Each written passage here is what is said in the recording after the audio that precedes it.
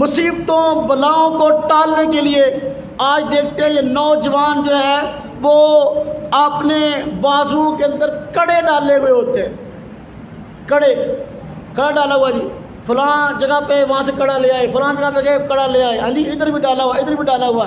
اب پہچاننا مشکل ہے کہ یہ مرد ہے کہ عورت ہے. حالانکہ یہ معاملہ تو چوڑی والا کڑوں یہ تو چاری عورتوں کا تھا، لیکن یہ کہ آج مرد پہنے ہوئے. کس لیے پہنے ہوئے؟ کہ جی مصیبتوں کو دور کرتے. مصیبتوں کو دور کرنے والی ذات اللہ تبارک و تعالیٰ کی ہے. اگر ایک بندہ اپنے بازو کے اندر کڑا پہنے ہوئے ہے اور اس کڑے کو سمجھتا ہے کہ یہ میری مصیبتوں کو دور کرے گا، یہ شرک ہے اور نوجوان کو چاہیے اس سے باز آ جائے.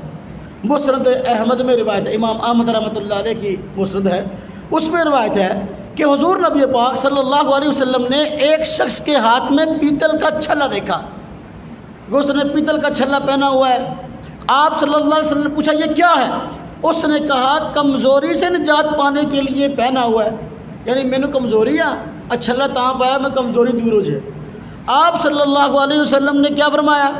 ہاں جی آپ نے فرمایا اسے اتار دو، یہ تمہیں کمزوری کے علاوہ کچھ نہ دے گا. انہیں تینوں اور کمزور کر دینا، تیرا عقیدہ بھی کمزور کر دینا، تینوں عہدہ بھی کمزور کر دینا. یہ تجھے کمزوری کے علاوہ کچھ نہ دے گا. اگر پہنے ہوئے تمہیں موت آ گئی تم کبھی بھی نجات نہ پاؤ گے. حالت شرک میں بندے کی موت آ جائے بندے کو نجات نہیں ملتی. اس لیے میرے بھائیوں تو یہ جو کڑے پہنتے ہیں آج بازوؤں کے اندر اور طرح طرح کے چھلے پہنتے ہیں انگلیوں کے اندر، فلاں جگہ گئے وہاں سے لے آئے، فلاں جگہ گئے وہاں لے آئے. کئی لوگوں کے جو نا انگلیاں بیچاروں کی چھپی ہوئی ہوتی ہیں چھلوں میں، اور یہ بازوؤں میں عجیب معاملات ہیں. یہ تو میرے بھائیوں یہ شرک ہے اور حضور نبی پاک صلی اللہ علیہ وسلم نے اس کو شرک قرار دیا اور فرمایا یہ کبھی تمہاری کمزوری کو دور نہیں کر سکتا بلکہ اور کمزور کرے گا، اور آخرت میں تمہارے لیے کبھی نجات کا ذریعہ نہیں بلکہ اس کے ذریعے تمہاری آخرت خراب ہوگی.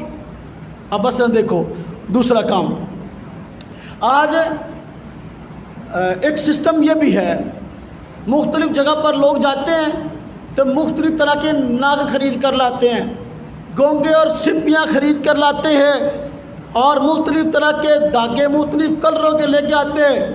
آپ کو کیوں لاتے ہیں؟ کہ یہ جی گونگے سپیاں اور یہ ناگ جو ہیں یہ مصیبتوں کو دور کرتے ہیں، یہ آفتوں کو دور کرتے ہیں. فلاں جگہ سے گئے جی اتنے کا لے کے آئے، وہ اس کی کوئی حیثیت نہیں ہے. ہاں جی یہ فیروزہ ہے اور یہ فلاں ہے، یہ خالص شرک ہے. یہ اس کو مؤثر بذات سمجھنا.